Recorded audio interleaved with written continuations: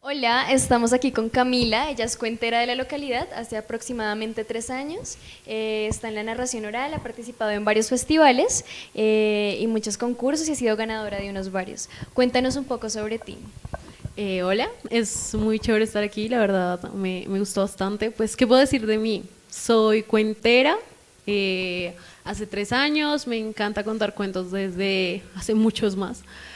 Siempre tuve una pasión por las historias, por llevarlas también a diferentes lugares y nada, me encanta estar aquí.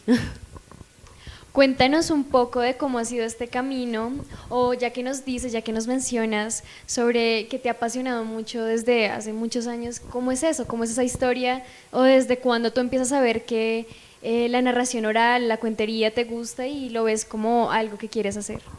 Bueno, digamos que desde que yo era muy pequeña iba al centro de la ciudad con mis papás, siempre íbamos al Chorro de Quevedo, al Parque Nacional y pues ahí hay cuenteros, entonces siempre decía como, "Uf, yo quisiera hacer eso, yo quiero hacer eso", y siempre surgió como esa pasión de querer hacer eso, de llevar la palabra a diferentes lugares, y cuando se dio la oportunidad, pues nada, de una, y desde ahí no he dejado de contar ni tampoco de escuchar historias, que es lo que más a mí me llena. Qué lindo la verdad, pues escuchar también esta historia y es muy bueno porque a veces todas estas iniciativas, todo esto que se crea dentro de nosotros a través del arte es así, cuando uno está viviendo su vida normal y un día dice, uy, algo se está creando dentro de mí y me gusta esto. Camila, sí, muchas gracias. Yo quería preguntarte, ¿cómo es este mundo de la cuentería para las mujeres? O sea, tú ya en tu experiencia que has podido ver, ¿cómo pueden desenvolverse las mujeres allí? ¿Es fácil, no es fácil? ¿Qué limitaciones? Algo que siempre me ha llamado la atención, más o menos, pues acá en Bogotá y más en Colombia, y es que el movimiento de narradoras es muy poco. O sea, hace poco se hizo un censo de mujeres narradoras y somos solamente 82 en el país. 82 narradoras en el país, que ha sido un aumento considerable desde hace 10 años, que antes solamente habían como 20 en todo el país. Sin embargo, yo siento, y conversando con muchas narradoras que también llevan bastante trayectoria, dicen como es muy limitado, y es porque realmente las mujeres narradoras, primero, no se atreven a contar, y segundo, siempre que pasa una narradora en escena, creen que va a contar cuentos mágicos de príncipes, de princesas. O sea, como que si tú por ser mujer tienes la labor o la iniciativa de contar cuentos mágicos, no puedes desviarte o de pronto hacer una crítica desde tu postura. Y también es el hecho de decir, en muchas funciones me ha pasado, y a mis compañeras también, que vas a una función y hay 5 hombres y que a ti te dicen, bueno, la cuota femenina de la noche. No, yo no soy una cuota, o sea, yo soy narradora igual que todos. Entonces siempre es como si en el espacio tiene que sí o sí va a haber una mujer y ser la cuota, y no se ve como esa igualdad en decir, yo soy una narradora y me paro igual que ustedes y tengo el mismo talento que ustedes y merezco el mismo respeto también. Entonces es eso, se ve muchísimo ese sesgo machista también en la cuentería. Yo creo que a partir de lo que tú nos cuentas, uno se llevaría a pensar que incluso es ese sesgo machista y esos escenarios como tan patriarcales, ¿cierto? Que privilegian más la voz o la palabra del hombre sobre la de las mujeres, o ciertos temas que son para hombres y ciertos temas para mujeres, y cuando nosotras decidimos transgredir y decir, yo también puedo hablar de estos otros temas, y se nos señala o se nos criminaliza, ¿cierto? Ahora que está tan de moda criminalizar en este país. Es bien interesante ese ejercicio de resistencia que tú haces, y creo que todas esas sesgos machistas es lo que no hace posible que más mujeres narradoras se muestren. O sea que yo creo que deben haber más de las casi 90 que tú mencionas. Por favor, salgan de ahí, salgan a narrar.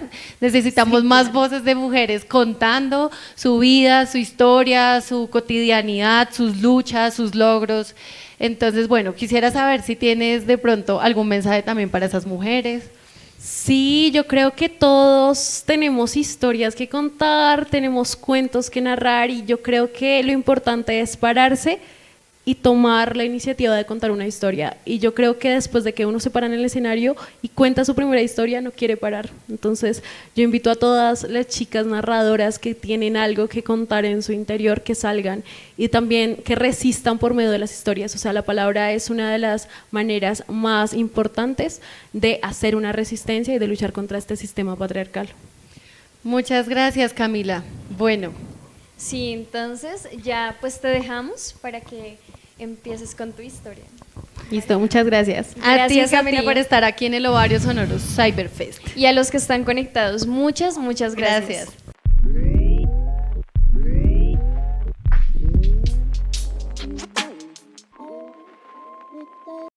Yo en mi vida realmente siempre he sentido que no encajo en los estereotipos. Y la verdad es que no encajo en los estereotipos porque desde pequeña mi mamá me dijo que tenía que usar faldas que no fueran tan largas, que tenía que tener el cabello perfectamente ordenado y sobre todo que no podía comportarme como los hombres. Y mi papá me dijo que yo tenía que mantener la compostura, que no podía alzar mi voz y sobre todo tenía que hacer todo lo que me dijeran los hombres porque ellos después de todo tenían la cabeza de las cosas. Así que yo fui creciendo y no sentía realmente que yo fuera una chica que le gustara usar faldas largas, por el contrario, me encantaba usarlas cortas. Tenía un cabello extremadamente crespo y por ende tenía que alisarlo para estar perfectamente arreglada. Así que fue buscando mi carrera. Y cuando decidí estudiar administración pública, lo primero que me dijeron fue que no podía estudiar administración pública porque cómo era posible que las chicas tomaran la decisión de algo. Si después de todo las mujeres, como había dicho mi papá, no tenían esa capacidad. Aún así, y en medio de todo esto, empecé a estudiar administración pública. Y me di cuenta que no era solamente de hombres, que nosotras las mujeres teníamos toda la capacidad de poder tomar decisiones estatales. Y aún así me seguía sintiendo incompleta. Incompleta porque cada vez que yo salía me decían que mis pechos no eran lo suficientemente grandes, que mis piernas no eran lo suficientemente delgadas, que mi abdomen tenía muchos gordos y que tenía muchísimas estrías. Así que todas mis parejas me decían que mi cuerpo no era perfecto, que mi tono de voz era muy aguda y seguía sintiéndome incompleta. Y un día en mi escuela se reunió un grupo de mujeres que decían que ellas se amaban, se adoraban tal y como eran y que íbamos a conversar sobre todos los problemas que teníamos como mujeres. Yo me emocioné muchísimo. No cabía de la dicha de por fin poder encontrar un lugar donde me pudiera sentir como yo era. Así que fui. Y ahí había mujeres de todos los colores y todas las formas posibles. Habían chicas gordas, habían chicas delgadas, chicas altas, chicas bajas, con el cabello corto, con el cabello largo. Y todas tenían algo en común. Y era que todas terminaban sus historias diciendo que ellas se sentían felices con lo que eran. Ellas eran perfectas. Y de mis ojos empezaron a salir muchas lágrimas. ¿Por qué? Porque yo nunca me había podido sentir como ellas, porque si ellas eran tan distintas igual que yo, no se podían sentir bien. Así que llegué y salí del auditorio, me senté en las escaleras y empecé a llorar. A mí me siguió una mujer que tenía el cabello largo, que tenía la piel morena y tenía unos labios pintados de rojo. Me preguntó qué me pasaba y yo llorando le dije que no me sentía completa. Que yo era una mujer que no era linda y que tampoco era perfecta y que sobre todo no sentía lo mismo que sentían ellas. Yo nunca había sentido amor por mí.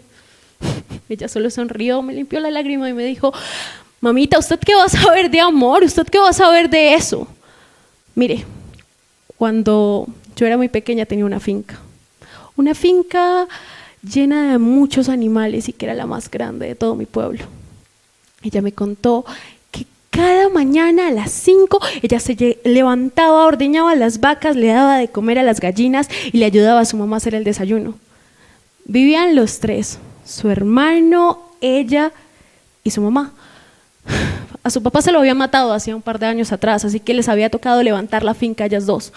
Y ella siempre trataba de ayudarlas. Y una vez que estaban desayunando, llegó, se escuchó un estruendo. Era un hombre que estaba vestido de verde y que le había dicho que se iban a llevar a su hermano. Entonces en ese momento la mamá solo llegó, los abrazó y le dijo que por favor no se los llevara, que ya había sido suficiente, que ya le habían matado a su esposo, que por favor los dejara vivir con sus hijos en paz, que si era necesario ya se iba a ir, pero que por favor no se llevaran a su hijo. Vieja hijueputa, o es su hijo o es su hija. Liliana, al escuchar esto, se soltó de los brazos de su mamá y se entregó. Le dijo que se lo llevaran. Su mamá le dijo que por favor no se fuera, pero ella le dijo que lo hacía por su bien. Entonces ella llegó, salió de la casa, se subió en una moto y ahí esa fue la última vez que vio a su mamá. De ahí fueron subiendo hasta una montaña. Después le dijeron que se tenía que bajar de la moto y que tenía que seguir a pie. Ella siguió caminando y sus pies quedaban cada vez más enterrados porque entre más avanzaba habían diferentes charcos de lodo, solía muchísimo a humedad y las plantas estaban mojadas. Y ella no sabía dónde iba, solo sabía que habían 2 hombres que la seguían. Entre lo más alto de la montaña había un cambuche, habían personas que vivían allí en diferentes carpas y cuando ella llegó había una mujer con el cabello largo que estaba trenzada, tenía una piel similar a la de ella y le dijo que se pusiera esa ropa, que ella le iba a ayudar, le pasó una camisa verde, le pasó un pantalón verde y le dijo que se cambiara y esa fue la última vez que ella usó una falda. Se puso su pantalón, se puso su camisa y la señora le empezó a ayudar, le dijo que el papel de las mujeres allí era mantener a los hombres de la mejor manera, que tenían que ayudarles. Entonces ella le enseñó a cocinar con leña, le enseñó a sacar el agua potable de los árboles y sobre todo le dijo que tenía que satisfacer a los hombres cuando llegara la hora. Cuando llegara la hora. Ella siempre le retumbaba esa vaina en su cabeza porque ya no entendía qué significaba eso, satisfacer a los hombres cuando llegara la hora. Una vez cuando ella estaba cocinando, ella sintió que algo le había bajado por su entrepierna, se tocó, se volteó a mirar y era sangre. Así que ella se alteró muchísimo porque de pronto había tomado algo que le había hecho daño, de pronto se había lastimado, de pronto alguien le había hecho algo en su ropa y por eso le estaba saliendo sangre y ahora ella no entendía qué estaba pasando, así que fue corriendo a donde la señora y le dijo que le estaba saliendo sangre por su entrepierna. La señora solo sonrió, le pasó 2 pedazos de tela blanca y le dijo que eso iba a pasar cada mes, pero que no se preocupara, porque después de todo, cada 4 o 5 días esta sangre iba a parar, pero que se fuera acostumbrando, porque cada mes iba esto a llegar. Y que era una buena noticia, que no se pusiera triste, porque después de todo ya era una mujer de verdad. Entonces ella llegó, se fue, se trató de limpiar, se puso las toallas encima de su ropa interior y se subió los panties. Y que tal como lo dijo la señora, a los 5 días esta sangre se fue y ella se sentía tranquila y no sabía muy bien cómo pensar, pero sabía que esto iba a llegar cada mes. Entonces la señora le dijo que ahora sí estaba lista, ahora sí era una mujer de verdad que tenía que satisfacer a todos los hombres, así que le escribió en una lista y a la noche siguiente llegó un hombre gordo que llegó y le dijo: mamacita, usted sí que está de re buena, y se montó encima de él, la empezó a tocar toda, la empezó a besar, dejó sus pechos al descubierto y sobre todo le bajó el pantalón. Ella en ese momento sintió un dolor desgarrador, le habían roto el alma. Ella intentó hacer algo, pero este hombre solo llegó, la golpeó y le dijo que se quedara quieta. Ella solo empezó a llorar. Sentía que algo en su vida se le había quebrado, pero ella ya no podía hacer nada, porque este dolor constante que le desgarraba el alma pasaba una noche, pasaba otra y cada vez pasaba más seguido en cada semana. Así que ella poco a poco ya se fue acostumbrando. Y una noche estaba fría, había mucho frío, había mucho silencio.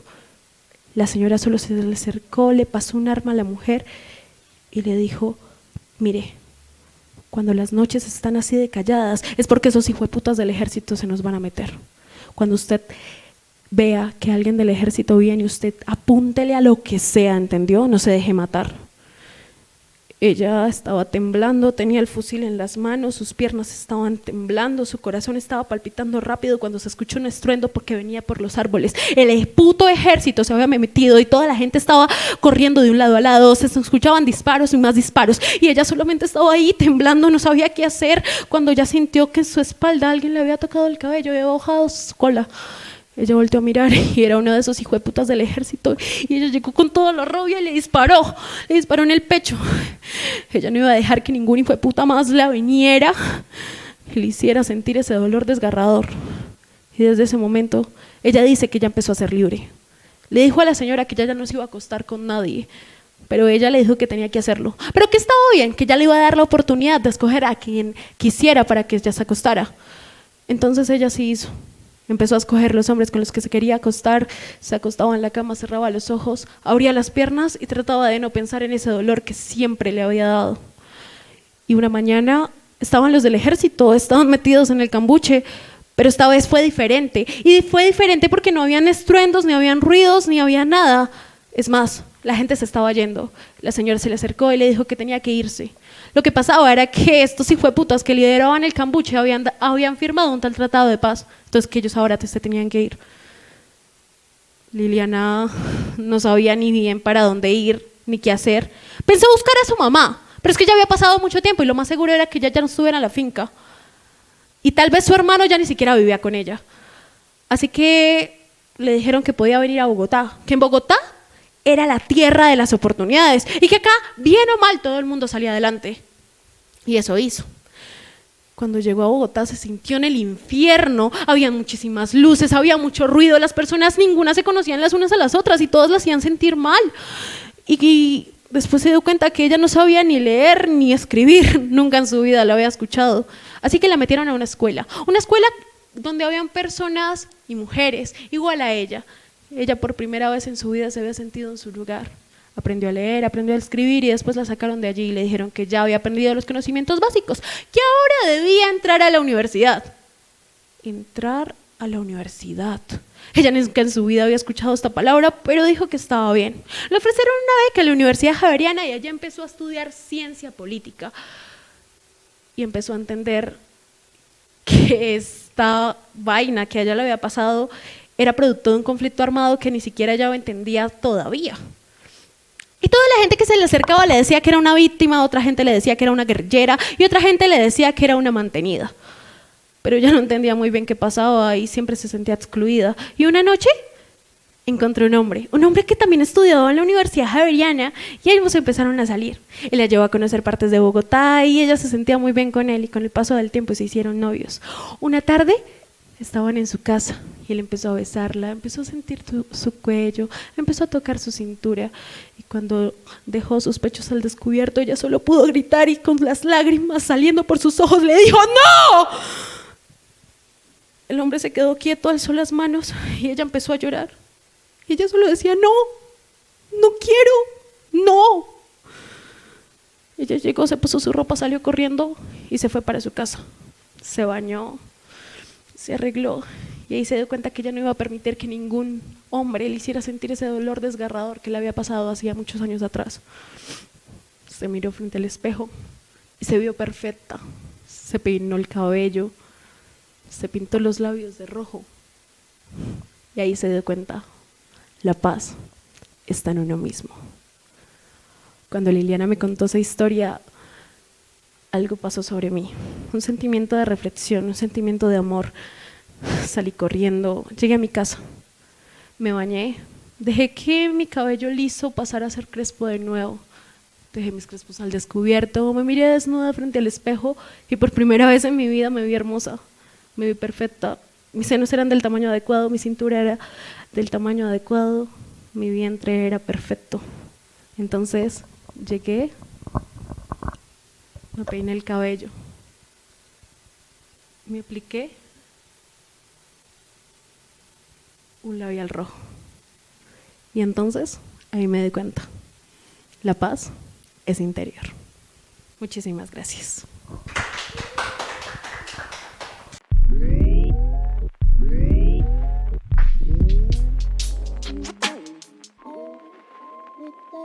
Qué increíble esta historia. Gracias. Personalmente me emocionó hasta las lágrimas y pues es que ponerse a pensar en estas historias y de la forma en la que las cuentas y realmente llegan y tocan el ser.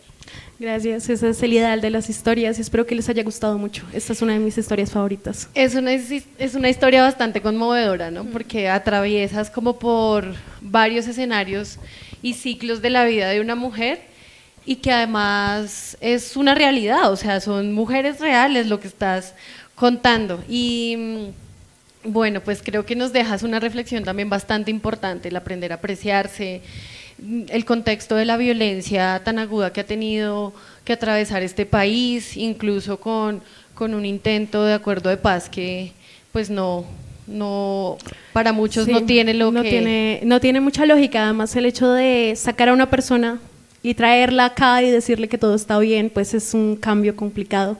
De hecho, le contaba a la compañera que esto es una recopilación, esta es solo una historia, el montaje original es una recopilación de 3 historias. Entonces, es para entender que de alguna u otra manera todas las mujeres pasamos por lo mismo.